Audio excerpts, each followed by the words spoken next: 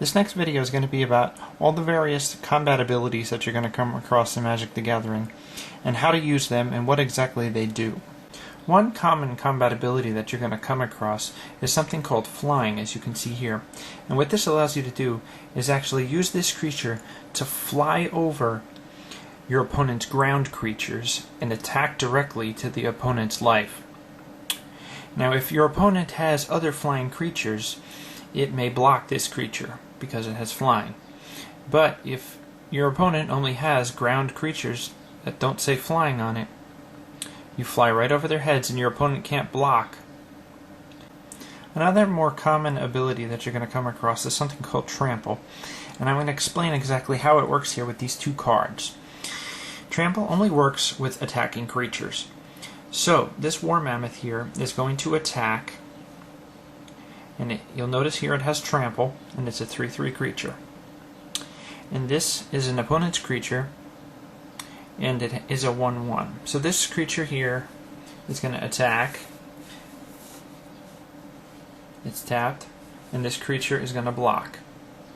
So what Trample does is 3 damage is being dealt to this creature, and it is going to block 1.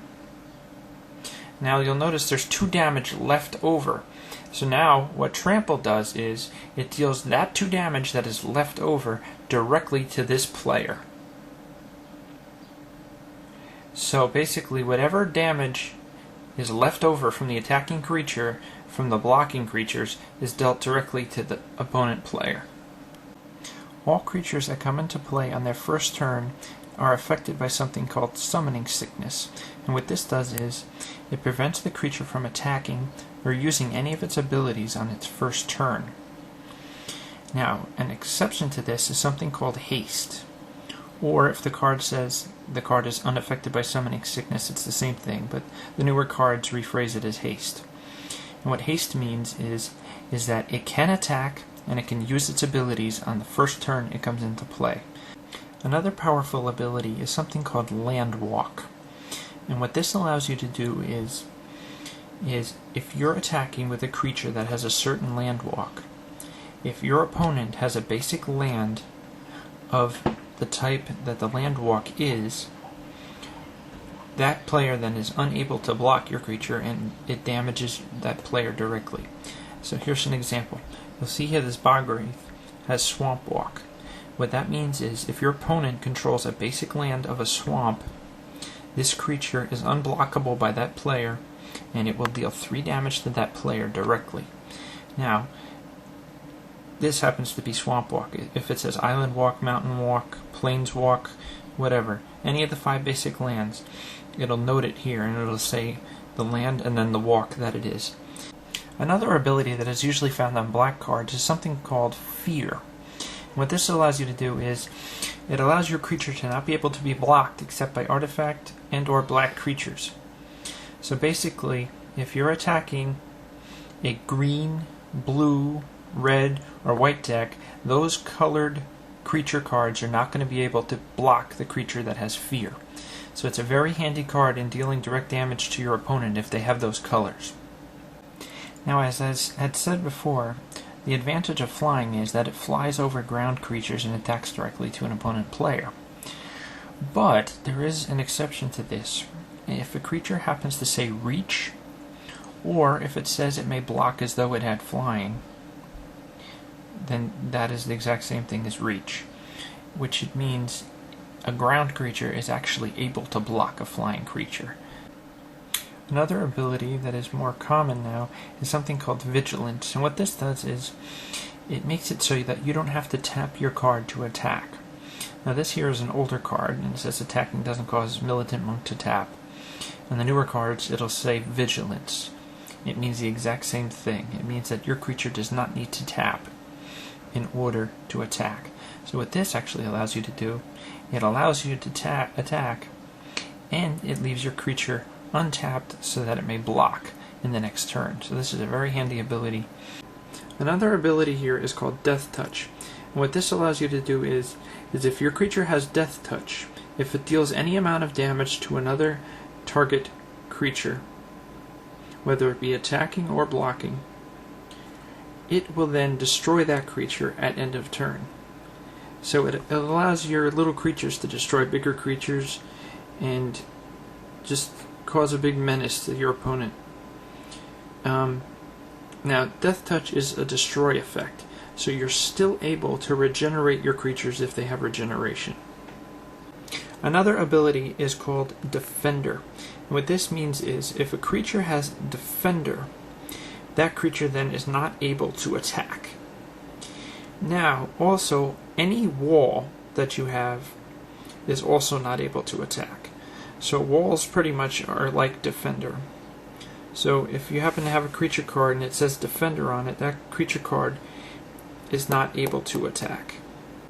Now, if one of your creatures happens to have a regeneration ability, what this does is, if your creature sustains enough damage to be destroyed, or there is a destroy effect that has killed your creature, you can then therefore pay the cost and regenerate your creature, meaning that the creature is not destroyed, it is tapped, and any damage that was dealt to it is removed, or if it was a destroy effect, the creature is then therefore not destroyed, it is just tapped. So this prevents your creature from dying. If you happen to have any creature cards that have First Strike written on them, what this means is that your creature is faster than any other creature that does not have First Strike. So, therefore, you get to deal your damage before the opponent's creature. So if this were attacking or blocking a 1/1 creature, that 1/1 creature would die before it could deal any damage to you, because you deal your 1 damage to them first. Now, important thing to note is, if 2 creatures happen to have First Strike is then nulled out and is dealt damage at the same time. Now, some creatures have protection from certain colors, and it'll specify in that box underneath the picture what color the particular card has protection from. And what protection means is, if this card attacks, any card that is the specified protection color is then not able to block that card. So basically, this card cannot be blocked by black creatures. If this creature is blocking a black creature, it then therefore does not receive any damage from that black creature. So basically, you can take on an 8/8 black creature and not die, even though I'm a 2/2. Another thing to note with protection is, if an enchantment or an ability does not target the knight, but still affects him, and it is a black ability, it still affects the knight, even though he has protection from black. Just to reiterate what I had mentioned before, I have here an enchantment called No Mercy, and it says, whenever a creature successfully deals damage to you, destroy it. So this is not necessarily targeting a specific creature, it is just saying, in generically, whenever a creature successfully deals damage to you. So this is an example of something that doesn't necessarily target, but is still black. So if this creature here, even though it has protection from black, were to attack me and deal damage to me, it would still die from No Mercy, because this is not necessarily targeting the White Knight, even though it is affecting the White Knight, and this White Knight is actually dealing damage to me. So it's just important to note that protection from black does not protect you from something that is generic. It only protects you from something that targets it of a given color. Another confusing ability is called Shroud. And what Shroud does is, it protects either a creature or a player from being the target of any spell or ability. Now, again, I said to be a target of. So like a global effect, like I had mentioned before with No Mercy, would still affect it because it's global, it's not targeting it. So that's an important thing to know. So if your creature has Shroud and somebody plays Wrath of God, which is bury all creatures, it doesn't say bury target creature. So since it says all, even if your creature has Shroud, you're still going to die because it's not targeting your creature. But Shroud protects you from being the target of all spells or abilities.